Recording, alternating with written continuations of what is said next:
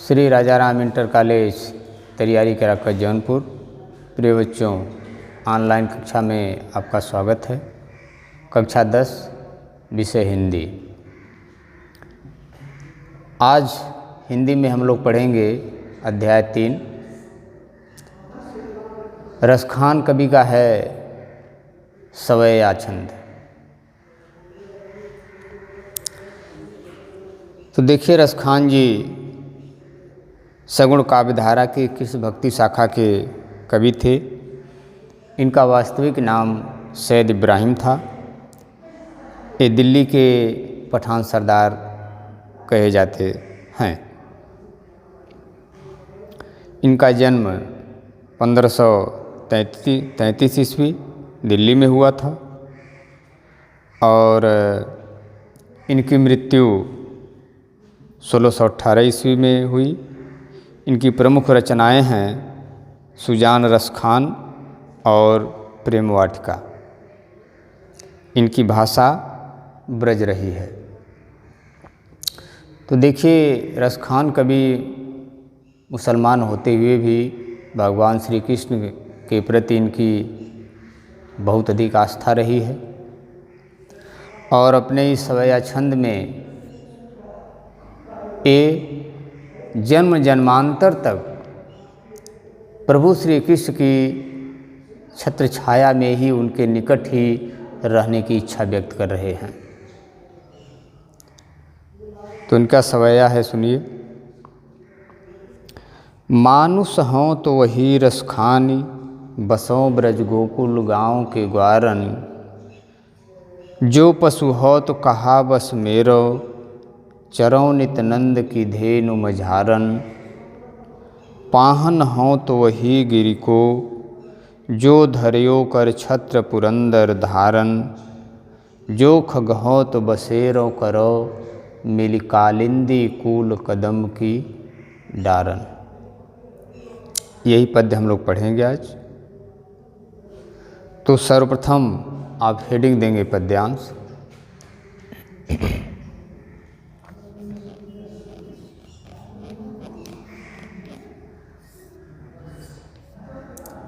पद्यांश में शुरू का 2 शब्द मानुष हों।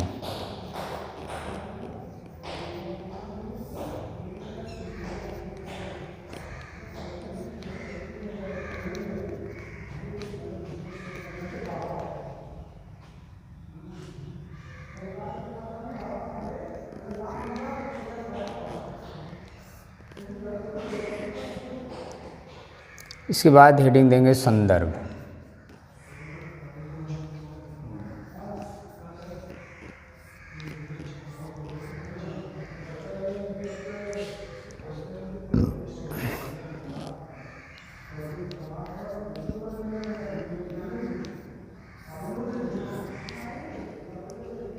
संदर्भ सुनिए।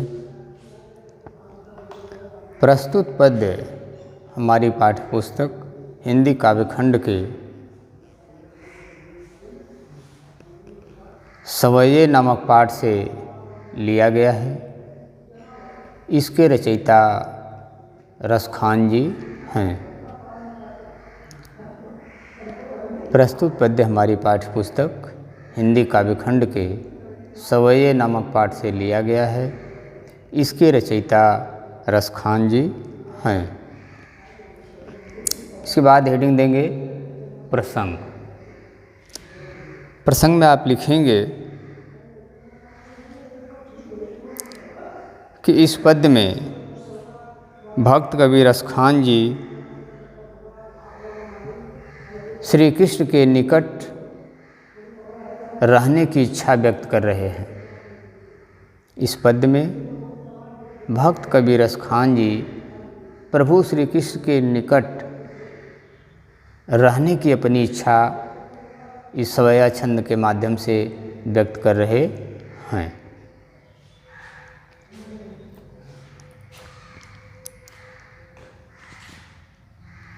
हेडिंग देंगे व्याख्या।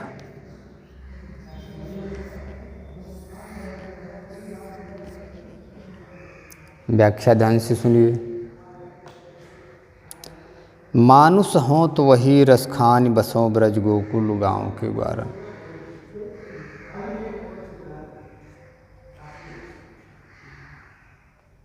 पुनर्जन्म में विश्वास रखने वाले भक्त कवि रसखान जी कह रहे हैं कि हे प्रभु, मृत्यु के बाद यदि मेरा जन्म मानव योन में हो तो हमारी यही इच्छा है कि बसों ब्रज गोकुल गांव के द्वारा, कि ब्रज और गोकुल गांव के ग्वाल बालों के बीच में ही मैं जन्म लूं, उन्हीं के ही साथ रहूं। जो पशु हो तो कहा बस मेरो, चरो नित्यानंद की धेनु मझारन। यदि मानव योन में हमारा जन्म न हो, पशु योन में ही हो जाए, तब भी हमारी यही इच्छा है कि मैं नंद बाबा की गायों के बीच में ही जन्म लूं। उस समय हमारा कोई बस तो नहीं रहेगा, लेकिन हमारी हार्दिक इच्छा यही है। अब पाहन हो तो वही गिर को, जो धर्यो कर छत्र पुरंदर धारण। मानव योन में जन्म न हो, पशु योन में भी न हो, यदि जड़ योन को प्राप्त करूं अर्थात पत्थर हो जाऊं, तब भी हमारी यही इच्छा है कि मैं गोवर्धन पर्वत की एक चट्टान बनूं, जिसे प्रभु श्री कृष्ण इंद्र के कोप के समय ब्रज की रक्षा के लिए अपने सिर पर छाते की तरह से धारण किए हुए थे।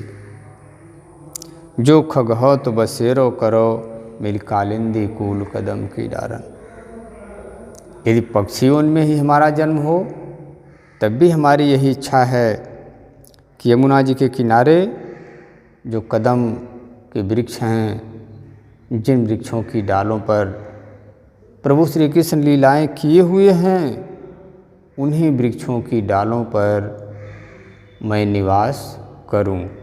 अर्थात मैं किसी न किसी रूप में प्रभु श्री कृष्ण के निकट ही रहना चाहता हूँ। व्याख्या फिर ध्यान से सुनिए। पुनर्जन्म में विश्वास रखने वाले भक्त कवि रसखान कह रहे हैं कि हे प्रभु, मृत्यु के बाद यदि मेरा जन्म मानव योन में हो तो हमारी यही इच्छा है कि मैं ब्रज में गोकुल गांव के ग्वाल बालों के बीच में ही जन्म लूं, ताकि हमेशा आपके निकट रहूं। जो पशु हो तो कहा बस मेरो, चरो नित्यानंद की धेनु मझारन।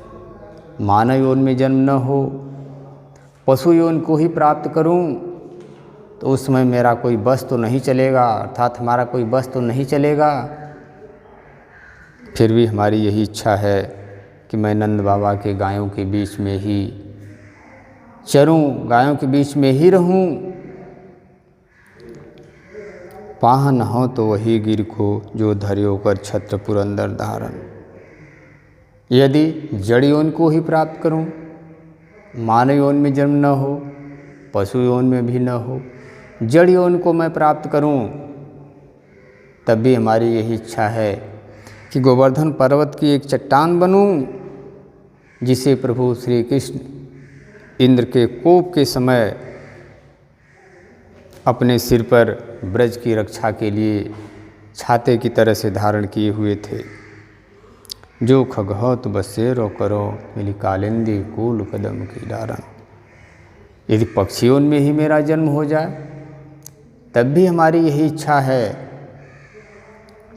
कि यमुना जी के किनारे जो कदम के वृक्ष हैं, जहाँ प्रभु श्री कृष्ण लीलाएं किए हुए हैं, उन्हीं वृक्षों की डालों पर मैं निवास करूं, अर्थात किसी न किसी रूप में हे प्रभु, मैं आपके निकट ही रहना चाहता हूँ। ठीक है। इसके बाद आप हेडिंग देंगे काव्यगत सौंदर्य।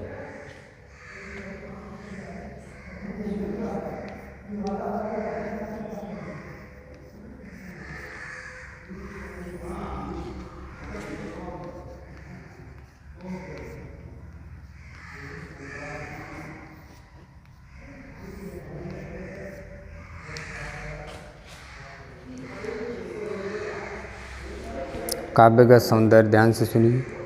नंबर 1,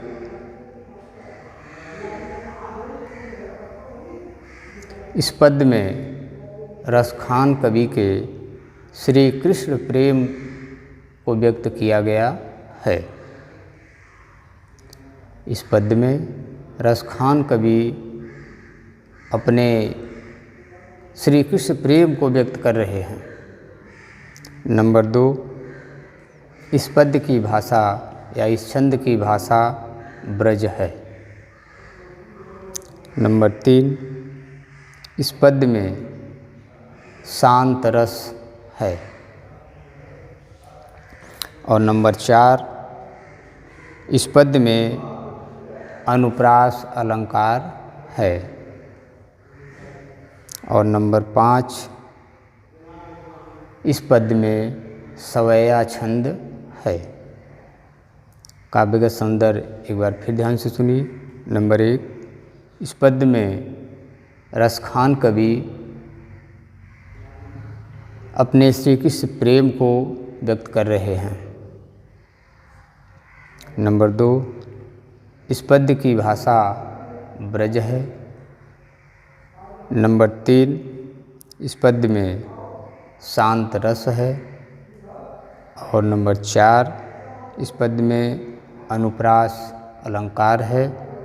और नंबर 5, इस पद्य में सवैया छंद है।